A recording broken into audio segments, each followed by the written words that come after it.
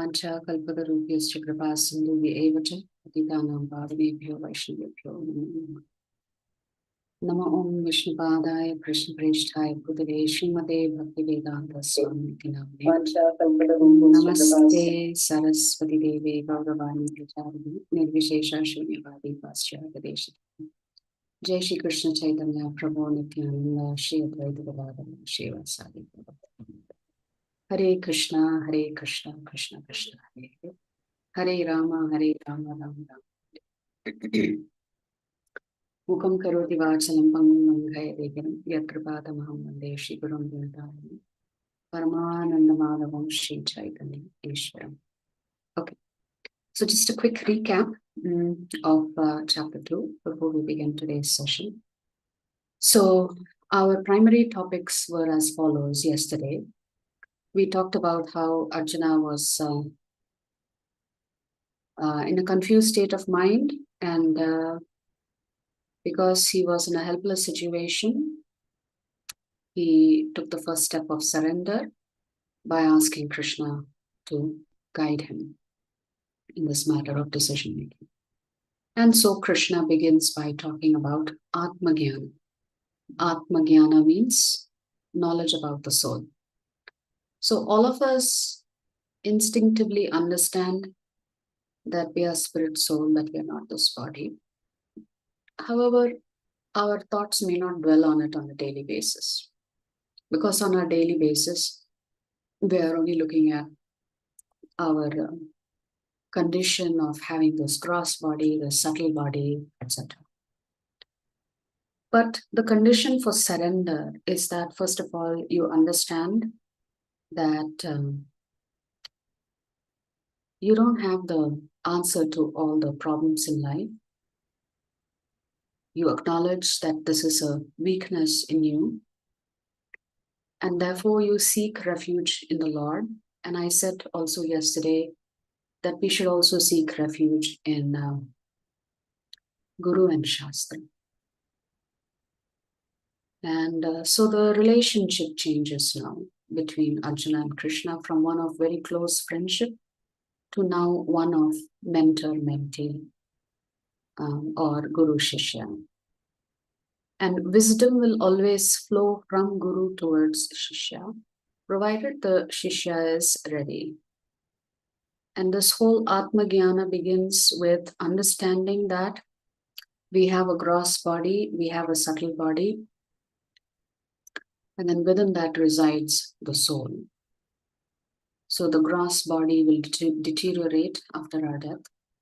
The subtle body, however, continues its journey, accompanying the soul until the soul is ready to take on another body. So essentially, Krishna is telling Arjuna, death is inevitable for all of us. It's just that we do not know how it will happen and when it will happen. Actually, in the 11th chapter, Krishna says to Arjuna, I have already arranged for all of these soldiers to die. So you are just an instrument.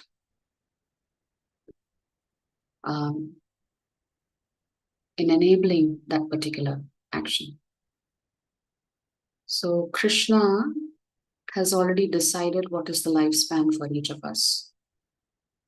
So we do not know when our expiration date is going to be. And no matter what you do, you cannot escape it. And there is a nice pastime from scriptures, very interesting pastime. One day, Lord Vishnu comes to visit Lord Shiva in Kailash. And so he comes on Garuda. And at the same time, Yamaraj is also visiting Lord Shiva. And so as Vishnu and Yamaraj greet each other, they go in to take audience with Lord Shiva. And Yamaraj notices a small bird, very small bird sitting there. And Garuda Deva observes Yamaraj staring at that bird. So of course, if Yamaraj is staring at you, may not be a good sign. That's what Garuda Deva thought. So Garuda Deva thought, okay, that is my brethren. She's my younger sister after all. Let me protect her. So what does Garuda Deva do? He picks up the bird, transports it thousands of miles away, drops it on a rock in the middle of a river, in the middle of a forest, and he comes back. So once Yamaraj and Lord Vishnu are done with their meeting and greeting with Lord Shiva, Yamaraj looks around for that bird and he doesn't see it. So Garudev said, yeah, I observed that you were staring at that bird when you were walking in. So he asks Yamaraj, why were you staring at that bird? And Yamaraj said, I was just wondering, this bird is supposed to meet its death in the next 10 minutes, some thousands of miles away from here. And I was just thinking, how is the Lord going to organize for this? And so Garudadev thinks, oh, I was actually an instrument here. The bird was meant to die thousands of miles away. And Yamaraj was thinking, how is the Lord going to arrange for this little tiny bird to travel such a great distance to face death at the mouth of a snake? So Garudadev realized, I became an instrument. So we do not know when death is going to come, how it is going to happen. None of us know. So Krishna is saying you should not be surprised that everybody is going to experience death at some point or the other. But why are you worried? Because that soul simply goes and occupies a new body. And in that context, we were talking about how when we use the word I, we're actually referring to ourselves as the Atma. But because this Atma is wearing this dress of a human being, so we accept this dress also as being I. And that is the first correction that Krishna puts in place for Arjuna, right? Because Arjuna was saying, oh, all these people will die. I have to accept all the sins. What a terrible calamity. And Krishna was saying, well, why should you worry about that? Because they will all get a new body. So why should you worry? Actually, in the Bhagavatam, if you read Bhishma Dev's Stuti, the prayers that Bhishma Dev offers when he is lying on a bed of arrows, and the battle is won, and the Pandavas are there dressed like kings, and he glorifies the Lord. And in one of those verses, Bhishma Dev says, my dear Lord, it is by your mercy that everybody who lost their life on that battlefield, every one of them went back to the spiritual world. So externally, we may think, what a terrible calamity. Crores of soldiers lost their life. But we don't understand what Krishna's plan is for us. Are we going to take birth again, or are we going to go back to the spiritual world?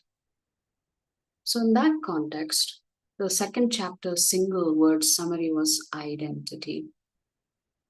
We all wear so many different identities. I'm born in India. I'm a North Indian. I'm a South Indian. I'm a vegetarian. I'm a non-vegetarian. I'm a Jain. We have so many ID cards. I'm a man. I'm a woman. I'm middle-aged. I'm a teenager. So many ID cards that we carry, none of which is permanent. And therefore, Krishna is telling Arjuna, there's really nothing for you to worry about, because the only ID card that is permanent for us is that we are Atma. And Atma is eternally related to Krishna. So that is the only thing that we have to remember. However, Krishna never advises us to relinquish our duties on the bodily platform. So in that context, we discussed Swadharma and Sanatana Dharma. Swadharma means you have to take care of your duties and responsibilities because you're occupying this human form, as well as take care of our duties and responsibilities as an Atma. Our duty and responsibility as an Atma is only to serve Krishna. There's nobody else in the picture. Whereas our duties and responsibilities on the bodily platform is that we have so many relationships and we have to serve so many different people. So on one of the slides, we had a little picture of a bird inside a cage. And what Krishna is telling us is that the most important duty for a Jivatma is to serve Krishna. So that is the first duty. The bodily duties are important, but they are secondary. Now I'm going to tell you how the two are connected. Krishna is going to tell us that if we do our duties and responsibilities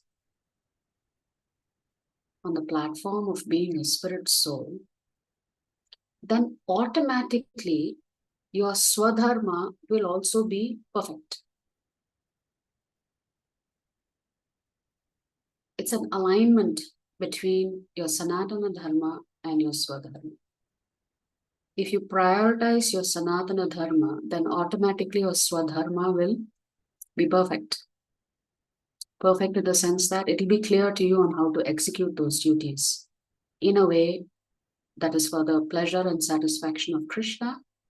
And if Krishna is pleased, everybody is pleased. So remember, when we look at the Battle of Mahabharata, we think such violence, so much blood, so much turmoil, so much disturbance, so much tragedy.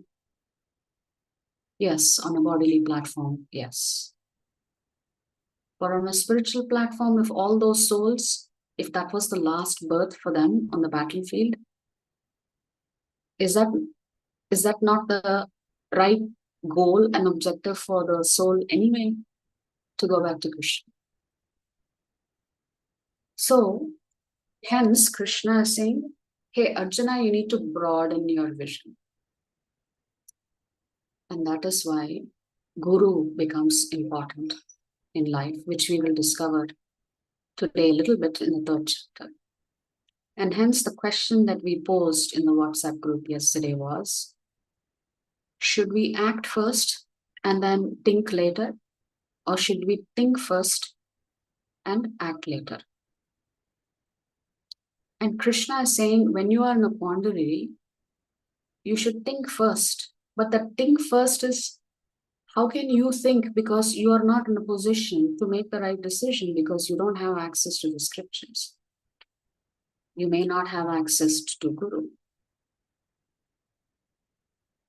So that means you have to reach out to somebody who can actually guide you. Because you may not know what is the right thing to do. Remember, Krishna's view is always going to be spiritual. If you get your spiritual alignment right, everything else will be automatically right. So that is what Krishna is asking us to do. Yes, it's a balancing act. It is definitely a balancing act. It's not easy, but with discipline, you can get there. So essentially, Krishna is telling us in the second chapter, if you do not do your Sanatana Dharma, you will never be happy. Therefore, for your own lasting happiness, you must prioritize Sanatana Dharma, but that does not mean you get to neglect your Swadharma. You do your Sanatana Dharma and you also execute your Swadharma. So with that, we will start today's chapter. So let me share my screen here. Okay, close on this. Okay. So now you understand why identity was the single word summary for chapter 2. So what is our real identity? What is the most important identity that we have? Is that we are Atma and we are related to Krishna eternally. Krishna is the supreme creator, and that is why he is called Bhagavan in the Bhagavad Gita. He is not called Krishna by Vyasadeva. Okay, so here is a summary of view of chapter 3. Chapter 3 is called Karma Yoga. So what is in chapter 3? So far in the first chapter, Arjuna was confused. So he was lamenting. In the second chapter, Krishna says, I will remove your first confusion. Accept the fact that you are Atma. So the second chapter, he is taught Atma Jnana, and therefore your real ID card is established for you. Now that you have an ID card, every time you have an ID card, you have duties and responsibilities related to that ID card. If you're a father, you have duties and responsibilities as a father. If you're a wife, you have duties and responsibility as a wife. Similarly, for Sanatana Dharma also, you have duty and responsibility. So now that you are an Atma and you know this, what should this Atma do? What is their primary duty and responsibility for us as spirit souls? It is this question that is answered in chapter 3. Therefore, chapter 3's single word summary is duty. And typically we use the word karma. And I said in one of the quiz questions that we had posed, I said karma has many meanings, which we will discover tomorrow in the 4th chapter. But broadly speaking, karma, you can say, is your duty. And this is the duty on the Atma Tattva platform. So Krishna is going to talk about our activities, the different ways in which we relate to Krishna. Krishna's opinion of who is a leader and who is an exemplary leader, which is what he wants Arjuna to be.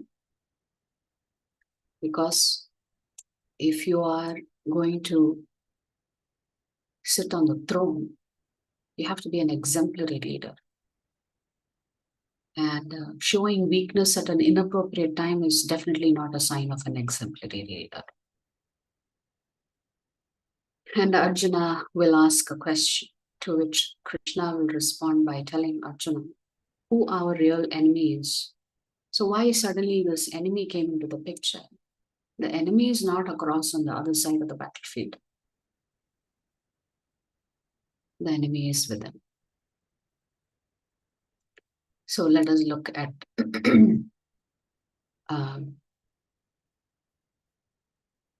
details of this. Right? Okay, so we begin with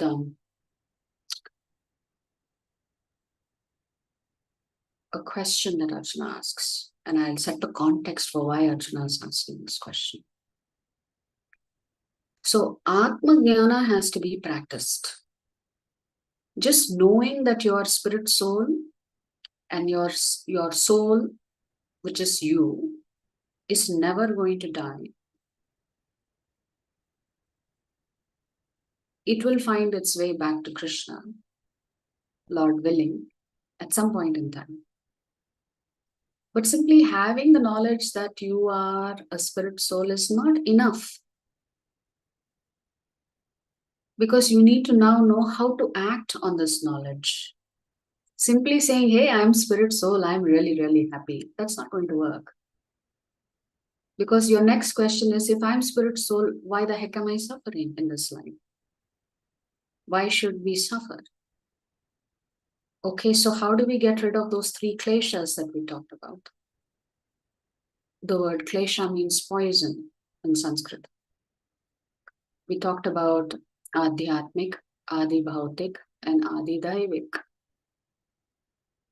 So if I'm spirit soul, why is this soul trapped in this body, and why is this body undergoing all of these sufferings? So by now, all of you know which is more important. Sanatana Dharma first, and then Swadharma second. So both Swadharma and Sanatana Dharma should be done. But it is better if you prioritize your Nitya Dharma, because if you prioritize your Nitya Dharma, it will lead to spiritual happiness. So Arjuna could say, you are telling me to follow my Sanatana Dharma, my Nitya Dharma, and that is what is going to make me happy.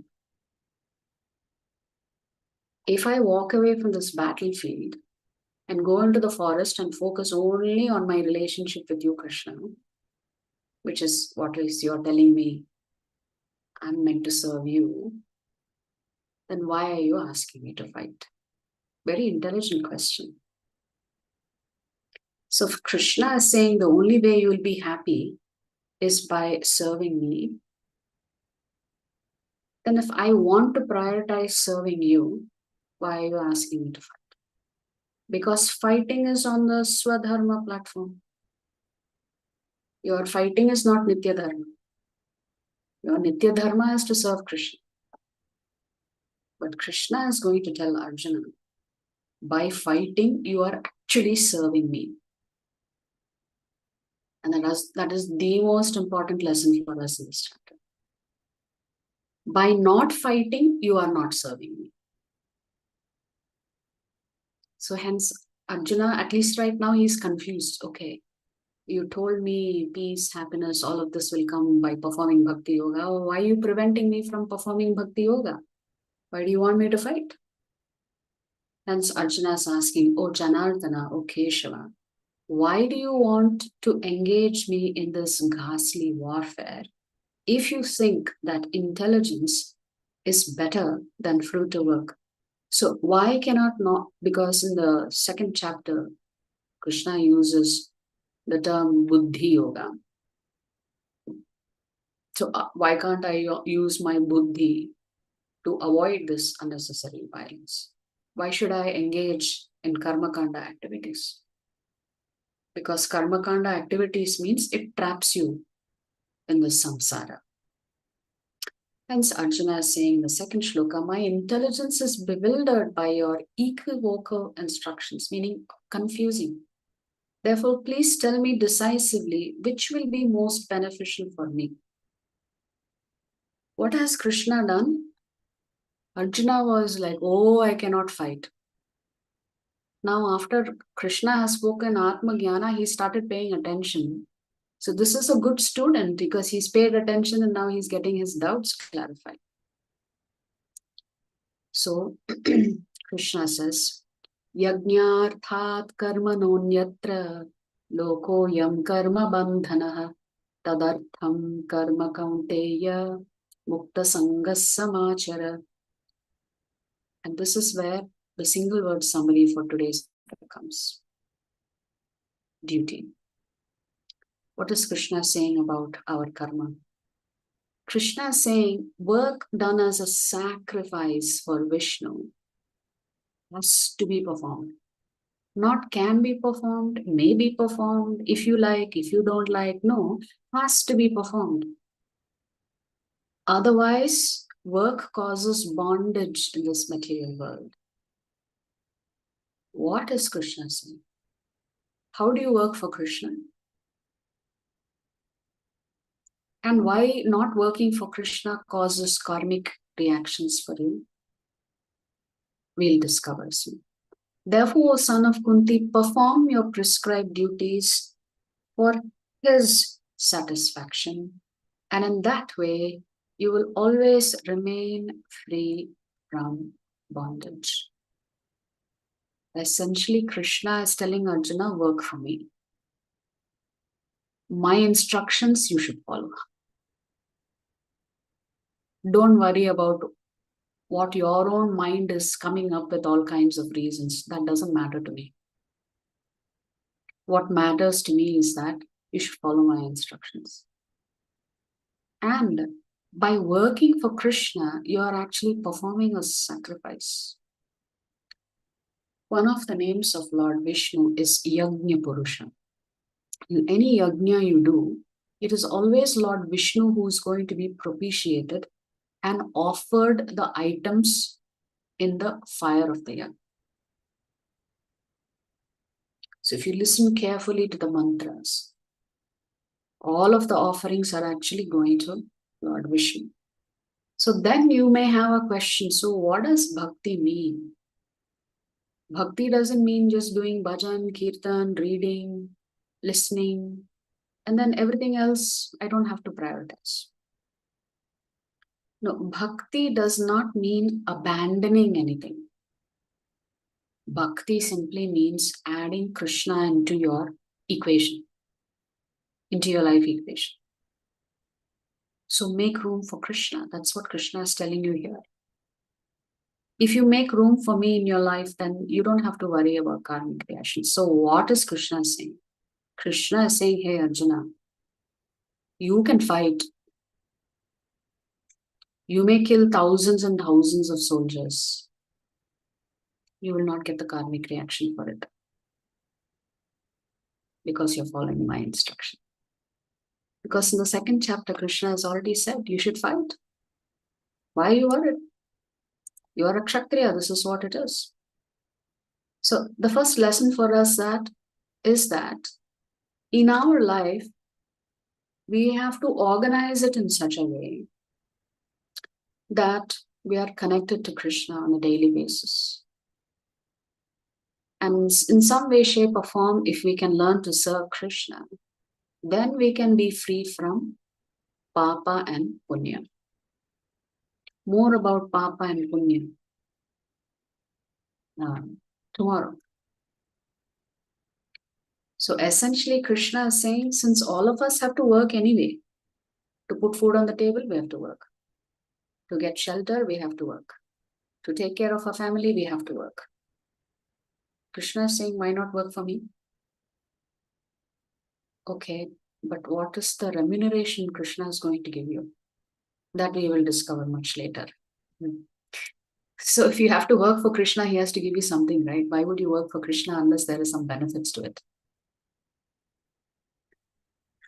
So here, the proposition that has been made by Krishna is, hey Arjuna, since all Jivatmas have to work, it would be better if they work for me as a sacrifice. So I have a question for you. And you can respond in the chat. My question is as follows. How do you know that Krishna loves you? How do you know? In what ways?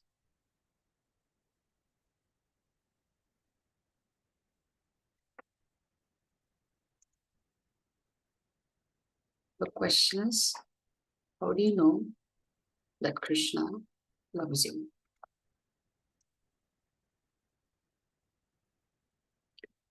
Aditi. Hare Krishna, Mataji. Danvat Pranam. Mataji, I don't remember the verse clearly, but it is stated, and I've heard from Acharyas that for every part of the body to work, there is a particular deva, and devtas are all the agents of Krishna. So, like just for an example, this is just an example which I've concluded. So, because all the parts of the body are working, so Krishna is already doing, like we should be grateful to Krishna. Very nice. I'm seeing some interesting points in the chat. So some of you have said the way Krishna shows he loves you is he gives you more challenges and more troubles. Actually, if you start with the basics, food, water, shelter, all of this Krishna is supplying. He's not extracting any fees from you for it. Think about it. Huh? Let us say, I'm sure many of you are parents here.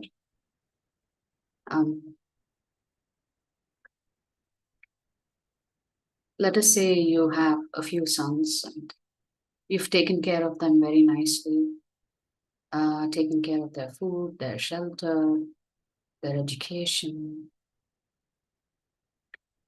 What would you expect in return as a parent from children that you've taken care of? What would you expect from them?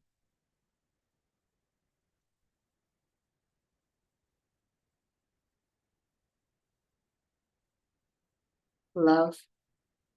Nothing. To respect us. To love us back in return. Okay, nothing. Okay. Because we have feelings, at a minimum, the parent will expect respect and love. So wouldn't that be true with Krishna also? If Krishna is giving us everything, shouldn't we at a minimum do the same? Reciprocate with him? So it's not any scientist who's doing this for you. Who is giving you air, water, sunshine, etc.? Not just you. Just think about the elephants, the bees, the butterflies, the fish. So many millions of jivatmas are there. Is Krishna not taking care of them? Very nicely. So all Krishna is asking in return is, you reciprocate with me. But of course, the first way in which Krishna is expressing his love for you is he's taking care of you. He's not waiting for you to say, I love you, Krishna, and then he gives you sunshine. Whether you love him, you hate him, you care for him, you don't care for him, you acknowledge him, you deny him, he is still taking care of you. So Krishna is saying, since you have a relationship with me anyway, I am your eternal supreme father. At a minimum, you should follow my instructions. So that's what a parent also expects. That if the parent has supplied everything very nicely, at a minimum that the child respects them and honors them and follows their instruction. The best way to make a parent happy is when the child follows their instructions. I'm talking about dharmic parents, right? So everything has been given to us by the Lord. So Krishna has categorically said, hey Arjuna, you need not worry about all these soldiers being killed on the battlefield. You will not pay the price for it. So that brings the next question for you. Why will Arjuna not pay a price for killing? Why?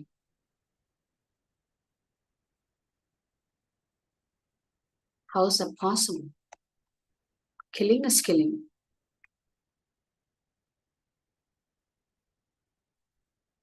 Why is Krishna telling Arjuna, you don't have to worry about committing sins? Hare Krishna Mataji. Yes. Krishna already killed them. Only for the sake of war, is asking the Arjuna to kill all the soldiers and their elders. Correct. But does that mean, then I will give you one example. You can tell me how you will solve for it. A soldier fights on a battlefield and he kills enemies.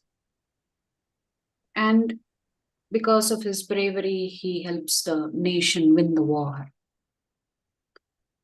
Will the government reward him or punish him? We'll reward him, Mataji. Reward him. But if that same soldier kills his neighbor, will the government punish him or reward him? He will punish him. Government will punish him. But the action is the same, right? No, here he is doing for the sake of a nation, whereas in the second, this thing he is done out of his anger or whatever be other his desire, his wish he has killed. That is why it is punishable. He cannot take law into his hand. Very good. Now you understand why Krishna is saying work for me, you will have no problem. But if you work for your own selfish interests, then you will run into all kinds of problems. Logically, does that make sense now why Krishna is asking us to work for him? If you work for him by following his instructions, you don't have to worry about karmic reactions. But if you work for your own selfish interests, then you will create all kinds of problems for yourself. Therefore, a soldier who is working on behalf of and for the benefit of the government will be rewarded. But a soldier who is satisfying his own desires and ends up killing his neighbor will be punished because he stepped out of the boundary of law, of lawful conduct. Essentially, Krishna is telling us lawful conduct for you, hey Jivatma, hey Atma, is for you to obey me. If you disobey me, you have to suffer the consequences. So if Krishna has been bringing sufferings into your life, maybe it's for you to learn a few things about not violating his law. So if we obey Krishna, Krishna says you have nothing to worry. If you think you can do whatever you want because I have also given you free will, then you will only end up getting yourself into trouble and then you'll come running to me asking for it. Yes, that's the typical mood of Jivatmas. They run into trouble, that's when they think of Krishna. So a not so obedient child, when they run out of money, that's when they'll remember their parents. Please give me money. I'm suffering. You are my parent. It's your responsibility. In the same way, we also talk to Krishna. Please give me. I'm suffering. So let's come to the next section. Here, Krishna is saying, Yajnashishta shinasantaha muchyante sarva kilbishaihi bhunjate te tvagham papa ye pachantyatma karanat. The devotees of the Lord are released from all kinds of sins because they eat food which is offered first for sacrifice. Others who prepare food for personal sense enjoyment verily eat only sin. Can any of us say that we've never ever committed a sin in our life? It's not possible. Unknowingly, we commit so many sins. We kill so many jivatmas when we walk, when we cook, when we wash dishes. So many jivatmas we kill. So the Lord has simply selected one example to tell us how we can avoid sinful life.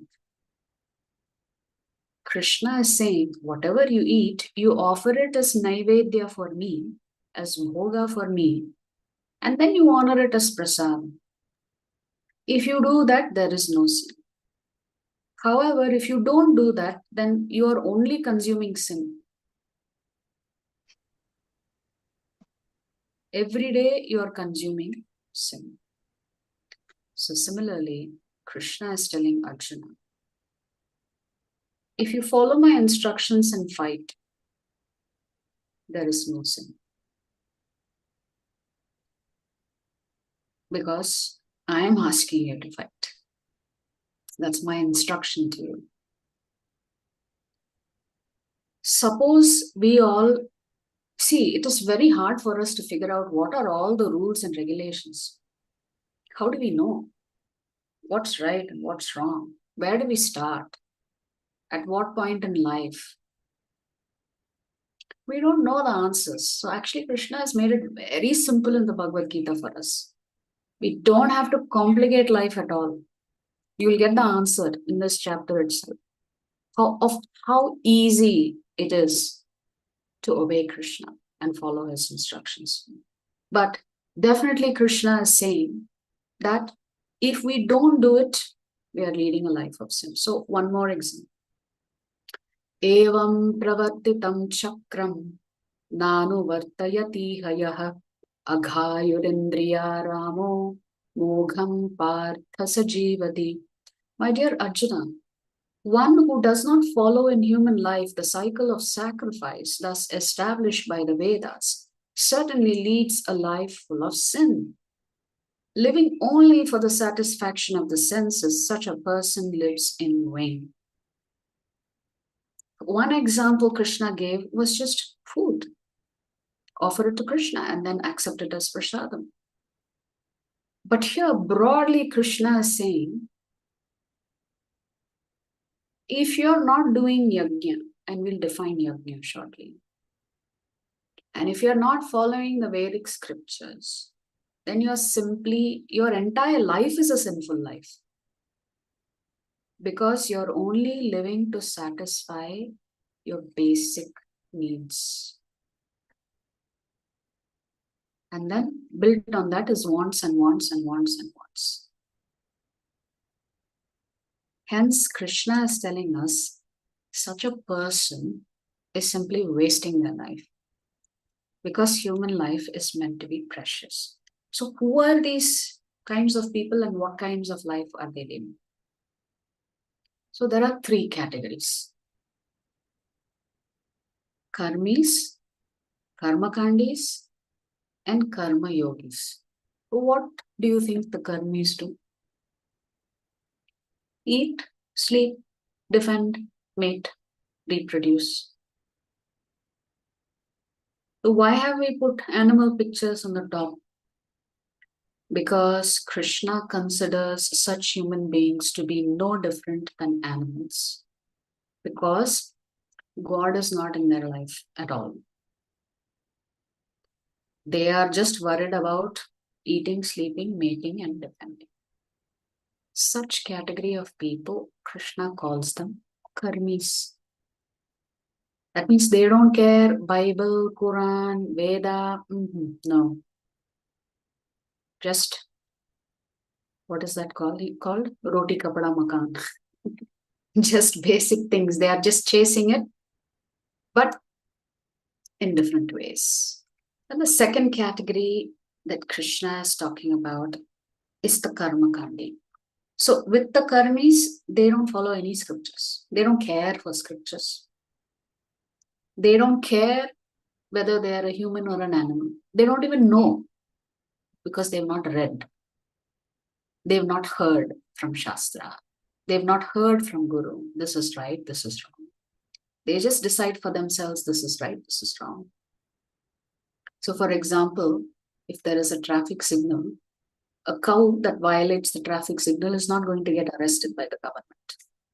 But if you try to run the traffic signal, you will end up getting a traffic ticket.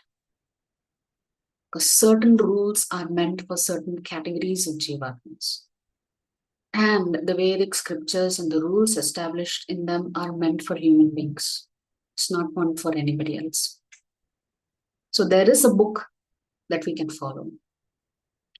But the condensation of all the Vedic scriptures is there in the Bhagavad Gita. That is why it is called Gita-Upanishad. You don't have to read all the Upanishads. Just you simply read the Bhagavad Gita. You will know what you need to do and what you should not do in life. So essentially, those who do not follow the Lord's law are leading an animal life. So what is the difference then? What is this karma kandi? Now, The difference between the karmis and the karma kandis is that at least they believe in God. And because they fear the Lord and they don't want to be in the wrong books of the Lord, they will do everything properly. All yajnas, pujas, rituals, this, that, and the other they will be doing. Because they don't want to run the traffic signal and get a ticket. They want to abide by the Lord's laws. However, they only do it to enjoy themselves. So karmis are also enjoying themselves. Karma kandis are also enjoying themselves. The only difference is karmis don't know scripture, don't know God. Karma kandis know God and they follow some scripture. But they also are following all of this because they want to enjoy themselves. So for example, what do I need to do to get a good husband? What do I need to remove this dosha from my astrological chart? What if Shani Bhagavan is in my life predominantly? What are the things that I can do to get rid of? These things are followed by karma kandis, which means Krishna is there, but he's not predominant in their life. They are doing it because they want to be happy. They are doing it because they want to avoid trouble. So they only follow rules and regulations to stay out of trouble. Okay, now that we've understood karma kandis, acha, who are the yogis? The pictures itself tell you who are the yogis. Yes.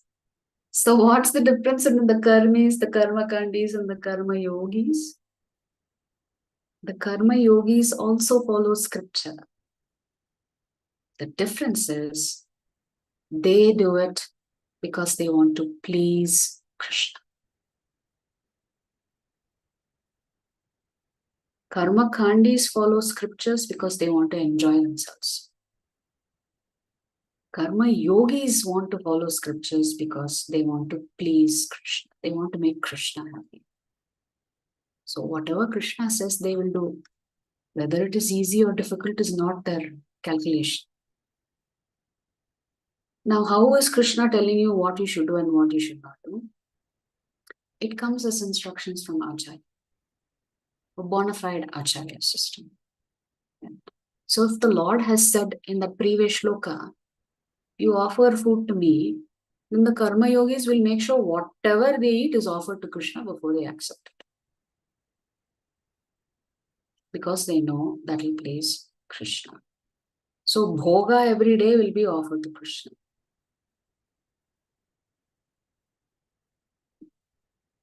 They don't think, is it convenient? Is it inconvenient? Today I feel lazy, I don't want to cook. No. Every day they will offer something to Krishna. So they don't worry about whether the rule is easy or difficult for them to follow. They will only worry about Krishna wants me to follow it, so I'll follow it. This is a yogi.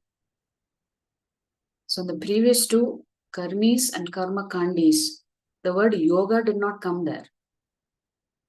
So to be a karma yogi, your priority should be to please Krishna. How can we please Krishna? How can we make him happy? Because he is our father. He is supplying us everything, right? So as dutiful children of Krishna, we should do our best to please and satisfy Krishna. We'll come to how we can do it. Examples are already given here. You should be reading the Bhagavad Gita every day. You should be chanting every day. You should be offering bhoga to Krishna every day. Whatever you're cooking, offer it to Krishna. So after saying all this, Krishna will say, do you know who I think a leader is?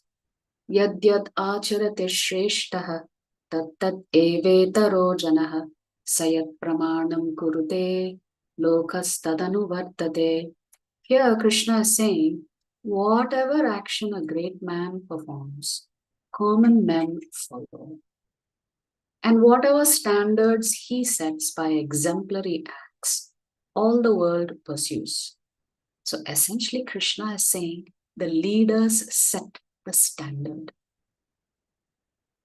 If they set high standards, people under them will raise their standards. So if Arjuna runs away from the battlefield, others also will say, hey, Arjuna did it, he's a great devotee of the Lord, why I should worry? Therefore, being in a leadership role puts a lot of pressure on you to do the right thing all the time. Whether you're observed or not observed, even in the silence of your mind, even in the silence and of being in your own house, are you following or not? Or are you putting on a show? So for leaders, Krishna says they have to be the role model. There's no choice. They don't have a choice here.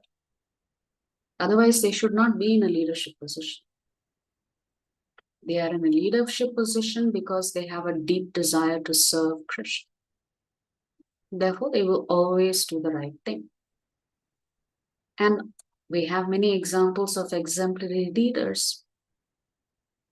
Our own beloved Srila Prabhupada, who is the founder Acharya of ISKCON. So they have to set the example so that others follow in their footsteps. And we had Ramanujacharya, Madhvacharya, Nimbarka, Vishnu Swami, Chaitanya Mahaprabhu. They all came to set examples for us. So Krishna is so kind.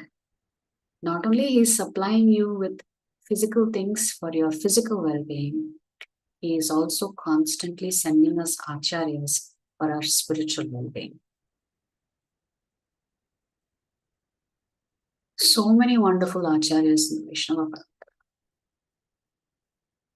who are setting great examples for us, coaxing us, encouraging us to do the right thing, lead a dharmic life. Because if we don't lead a dharmic life, nothing will be protected. Everything will just be vanished. So here, along the way, Arjuna has a query. So what is Arjuna asking now? Because he's heard very attentively to Krishna's talking about leadership and what kind of leaders you should be. And then Krishna gives examples of leaders, starting with Janaka Maharaj, ending with Krishna himself. He says, Arjuna, don't you see me? I am the Supreme Lord, but since I am playing the role of a husband, of a leader, do you see me abandoning my duties and responsibilities? So Krishna says, so many great kings have set an example for you, Arjuna. You should simply follow in their footsteps. So in this section, Arjuna has a question. Athakena prayuktoyam papam charati purushaha anichannapi vashneya baladivani yojitaha. Arjuna is asking Krishna,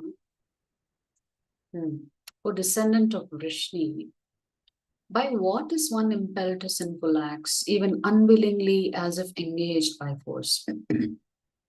I've heard you very carefully, Krishna. You've talked about sin. You've said that if we don't follow Vedic instructions, that we are only leading a sinful life. But why do people commit sinful acts? Even though deep in their heart they know they should not do something, why do they end up doing the wrong thing? See, this conversation has nothing to do about the power of the weapons or which weapon I should use, how I should kill. No. The conversation is deep. Arjuna is asking, why do human beings engage in sinful activities, even though they know it is wrong? So what will Krishna say? What's the reason why we do this? Shri Bhagavan Uvacha Kama Esha Krodha Esha Rajo Guna Samudbhavaha Mahashano Mahapapma Vidyenam iha vairinam. So the Lord is telling Arjuna, it is lust only, Arjuna. Kama esha, krodha esha. Where is this lust coming from? This anger coming from? From contact with Rajoguna. It is lust only, Arjuna, which is born of contact with the material mode of passion and later transformed into wrath, which is the all-devouring sinful enemy of the world. So Arjuna has said, Grandfather Bhishma is not my enemy. Dronacharya is not my enemy. And here Krishna is saying, the only enemy for every Jivatma is their own desire. It is your own desire that is your enemy. And when this desire is produced from Rajogun, and when that desire is not fulfilled, it results in anger and vengeance, which is what Dhritarashtra and Duryodhana were exhibiting. They had to have the kingdom by any means, including adharmic ways to get the kingdom. So Krishna is saying, our enemy is our own desires. Okay, so what kind of desires should we have then? Because yesterday we said we cannot be without desires. Because you'll not wake up and get out of bed if you didn't have a purpose. So what kind of desires should we have?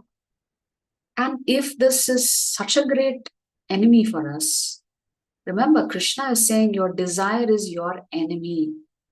Enemy number one. Nobody outside of you is your enemy. You yourself are your enemy because of so many desires that you have. Okay, so if the enemy is there, how do we tackle this enemy? Because it's residing within us, in our mind, in our consciousness. Tasmat tvam indriyanyadav niyamya bharatarshava papmanam prajahihyenam jnana vijnana nashanam. Therefore, O Arjuna, best of the Bharatas, in the very beginning means from childhood, curb this great symbol of sin, lust, by regulating the senses and slay this destroyer of knowledge and self-realization.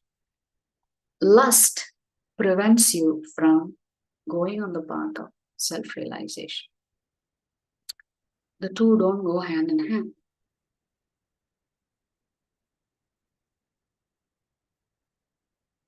So the solution Krishna is giving here is to regulate your senses. Okay, so now, what does that mean? How do I regulate my senses? Do I put traffic signals in my mind and say green, go, red, stop? No. Very simple way to defeat this thing. We have our senses, we have our mind, we have our intelligence. All three Krishna is saying you can regulate. How do you regulate your senses? By doing. What do you think? By using your mind, by using your ears to hear about Krishna, by using your eyes to read Bhagavatam. So all of your senses can be directed towards activities that are related to the Supreme Lord. You can use your limbs to serve Krishna in the temple. You can cook for Krishna. You can clean for Krishna. Everything that you do in your house, you should think Krishna is the master in this house. So if I have to clean the room, I am not cleaning it because somebody asked me to clean it. I am cleaning it because Krishna is the master in this house. If I'm cooking in the kitchen, I am cooking for Krishna because Krishna is the master. You have to serve my master first. So all your senses can be utilized in serving Krishna. How do you control your mind and how do you regulate your mind? Through mantra meditation. By doing japa. Every day, you spend 10-15 minutes. If you've not already started, just 10-15 minutes meditating on the names of the Lord. And the easiest mantra to remember is Hare Krishna, Krishna Krishna, Hare Hare. Hare Rama, Rama, Hare Hare. That's all we have to do. What about your intelligence? So both your Sthula Sharira and Sukshma Sharira can be engaged in serving Krishna, can be engaged in working for Krishna. Because that's what Krishna has said in the beginning of chapter 3. Work for me has to be performed as a sacrifice. So to engage your intellect, you should hear Harikatha. You should read Bhagavatam. You should join in satsang. We should do kirtan together in the temple. You can come and do so many other sevas in the temple, because the temple is Krishna's house. So once Prabhupada was asked a question when he was visiting England by a journalist. This would have been in the early 1970s. And the journalist asked Srila Prabhupada, why have you come to our country? What have you come to take from us? That was the question posed to Prabhupada. And Prabhupada said, I have not come to take anything, I have come to give. He said, England, long time ago, came to India as the Eastern India Company. And they took all our wealth. Kohinoor diamond, this, that, and the other, that they pocketed and just took. But England forgot to take our greatest wealth. The greatest wealth of India is not its jewelry or diamonds or other things. The greatest wealth that India can give the world is Sanatana Dharma. So I have not come to take anything. I have come to give Krishna. That's how Prabhupada responded to the very, very rude question. He said, you Britishers forgot to take the most important thing from us. And I have come to give it to you for free. Krishna consciousness, God consciousness. So that even in England and Britishers can lead a dharmic life. Sanatana Dharma. I have come not to take, but to give. So the biggest difference between love and lust, we'll just conclude this here. In lust, it is all about taking, taking, taking, taking. In love, it is all about giving. In lust, it is all about expecting something for ourselves that will benefit us. In love, it is about appreciating what you already have that's been given to you. In lust, it is about enjoying ourselves. In love, it is about serving others. In lust, you are doing things for your own immediate gratification. In love, it is long lasting. You're looking way into the future. Lust ultimately is very selfish, and love is selfless. So hence Krishna is saying lust is our enemy. Because in lust, it's all about I, me, mine.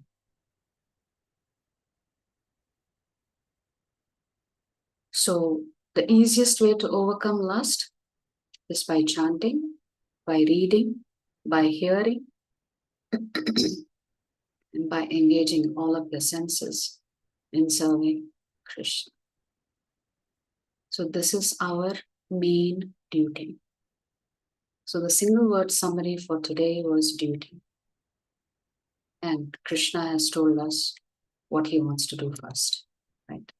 Chant, read, hear, serve, because this is expressing our love and affection for Krishna. If we do this, Sanatana Dharma, then automatically your Swadharma will come, will dovetail itself with Sanatana Dharma. So if you have any questions or doubts, I'm happy to take it now. This was the essence of the third chapter. Okay. Any questions?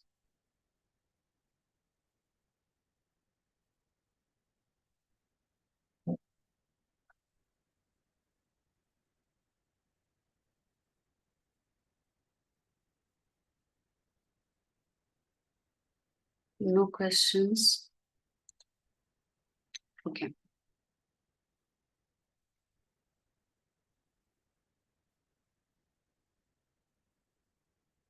Very good. Thank you. So if I mention the name Hiranyakashipu, what comes to your mind? How would you describe Hiranyakashipu? What words would you Demon use? King. Huh? Demon King. Demon Father of King. Father of Prahlad Maharaj. Enemy of Vishnu. Enemy of Vishnu. Very nicely put. Father of Prahlad. Yeah. What adjectives would you use to describe Hiranyakashipu? Arrogant. Intelligent, okay. Arrogant. Arrogant, yes. Whose position did he want? He wanted Vishnu's position. He wanted Vishnu's position. Unfortunately, there is no job opening like that, which he did not understand. And therefore, his whole life was ruined.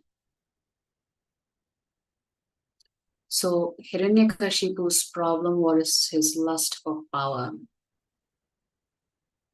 He wanted to be the most powerful person in the universe. And so he got really upset with his. And when Hiranyakashipu asked his son, "Where is this God of yours that you keep worshipping?" Prahlad said, "Papa, why are you looking for him outside? He is inside you.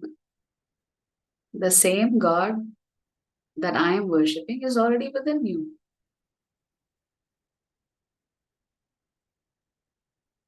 So you don't have to search for God outside. He's there inside you as Paramatma. So you see, Hiranyakashipu, which is interesting, demonstrates he had Atma Jnana when he was consoling his brothers' wives, when Hiranyaksha was killed. But you can give good lectures to others, but when it comes to your own personal life, suddenly you forget Atma Jnana. That's what happened with Hiranyakashipu. He actually speaks Bhagavad Gita to his brothers' wives to console them, saying, "Death is inevitable, you should not worry." But he forgot that same lesson when it came to himself. Similarly, there is a pastime of Ajamila, a wonderful Brahmana who lost his way and fell into the wrong association. And he destroyed his entire life. He stopped living a dharmic life because of the wrong association.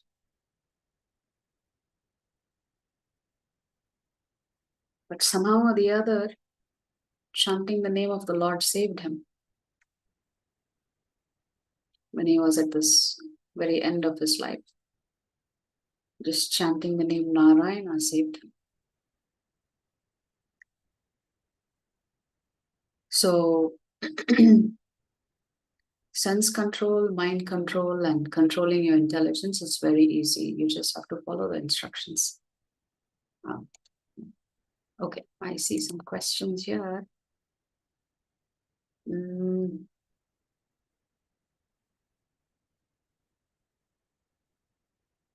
He stood against God and he easily attained moksha. Hiranyakashipu, yes, which is there is a pastime behind pastimes. It's like peeling layers and layers of pastimes. Okay, if there's no further questions, I'm going to post my team question in the chat. You can respond in the WhatsApp chat. You can respond to that. Bhashyam Prabhu, you have any question? Yes, Mataji. It Yes. may be out of this thing. I Yeah. wanted to know how Hiranyaksha was killed. Who killed, in which form Supreme Personality killed him? Varahadev kills. Varahadev. Okay, okay, Mataji. Hare Krishna. Hare Krishna, Mataji. Hari Bol. Okay. All right. Thank you very much. Vancha kalpatarupyas chakrapasindubhya evacha patitanam pavanebhyo vaishnavebhyo namo namah. Anantakoti Vaishnava Vrinda ki jai, Jagat Guru Srila Prabhupada ki jai, Srila Gurudev ki jai, Shri Shri Gauranath ki jai. Thank you very much, devotees. Hari Bol, Hare Krishna. Hare Krishna, Mataji. Dandavata pranam. Hare Krishna, Namaste. Mataji. Hare Krishna Mataji. Hare Krishna.